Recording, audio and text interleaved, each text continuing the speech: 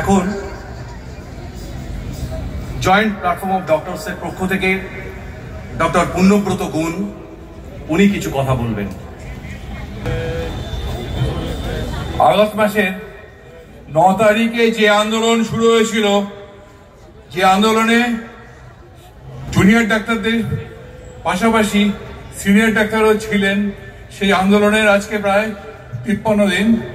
এই 53 দিন অভয়ার সুবিচারের দাবিতে এবং আরেকজন অভয়াকে যেন আমরা হারাতে না পারি, সেই সম্পর্কিত দাবিগুলো নিয়ে যে আন্দোলন শুরু হয়েছিল, যে আন্দোলনের পুরোভাগে ছিলেন জুনিয়র ডাক্তাররা, পরে যারা জুনিয়র ডাক্তার ফ্রন্টে সংঘবদ্ধ হন, তাদের প্রতি সিনিয়র ডাক্তারদের যে সংগঠন, 7টি সংগঠনের যে যৌথ মঞ্চ joint platform of doctors West Bengal, তারা শুরু থেকে নিঃশর্ত সমর্থন জানিয়ে এসছে।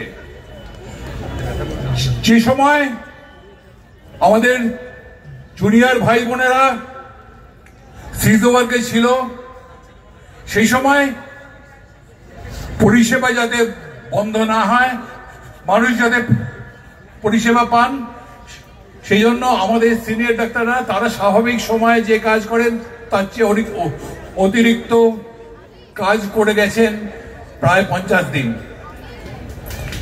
এই ধরনের এইভাবে পাশে থাকা, আমরা তোমাদের পাশে থাকব, পাশে থাকতে আমরা প্রতিজ্ঞাবদ্ধ। আমরা অভয়ার সুবিচার চাই। অভয়াকে যারা ধর্ষণ করেছে, হত্যা করেছে, সেই প্রত্যক্ষ বা পরোক্ষ যে অপরাধীরা, তারা যতদিন না দৃষ্টান্তমূলক শাস্তি পাবে ততদিন আমাদের আন্দোলন চলবে। এর পাশাপাশি আমাদের আজকের যে মিছিল, গতকাল একটা মিছিল হয়েছিল, অতীতে এবং ভবিষ্যতে একের পর এক যে প্রতিবাদ কর্মসূচি হবে তার সঙ্গে আমরা থাকবো। ততদিন অবধি আমাদের প্রতিবাদ করে যেতে হবে, যতদিন না আমরা আমাদের রাজ্য থেকে ভয়ের রাজনীতিকে দূর করতে পারছি। আমরা যদি ভয়ের রাজনীতিকে দূর করতে পারি, তাহলেই আমাদের আরেকজন বোন, আরেকজন মেয়ে, তাকে প্রাণ হারাতে হবে না। আমি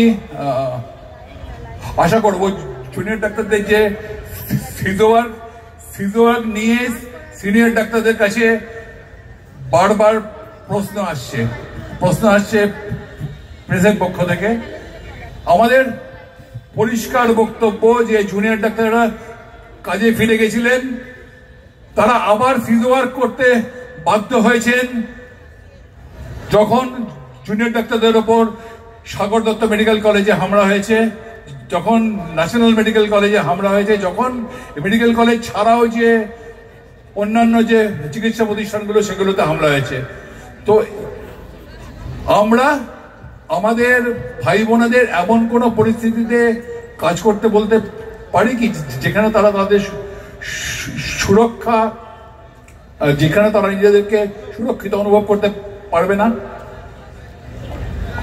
কিন্তু এর পাশাপাশি আমরা এটাও আশা করব যে আমাদের ভাই বোনেরা, জুনিয়র ভাই বোনেরা এমন সিদ্ধান্ত নেবে যাতে আমাদের এই আন্দোলনটা যে আজকে জন আন্দোলনে পরিণত হয়েছে, আমাদের পাশে যে সাধারণ মানুষ আছেন তাদের কথা মনে রেখে আমাদের আন্দোলনের কর্মসূচি ঠিক করতে হবে। এবং আন্দোলনকে হতে পারে সেটা সিজোওয়ার্কে ছাড়াও অন্য কোনো পদক্ষেপ হতে পারে, সেটা অবস্থান হতে পারে, অনশন হতে পারে,